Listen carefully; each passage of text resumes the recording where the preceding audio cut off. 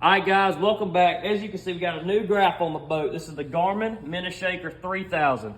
Now, this comes pre-included with the Bite Now button. You see him following your lure, all you got to do is reach down, bam, he's on. As you can see, we're fishing a nice submerged school bus. Heck of a spot. Anyways, there's a catch. Got to use a spinning rod. Go ahead and grab you an evolved rod sleeve, link in this video, go get it. Got to be using a spinning pole. If you pick up a bait caster, it's over. The graph will shut off. Plain and simple, will not work. That's about all I got for you guys. Y'all will see the Garmin Minishaker in action this weekend. Peace.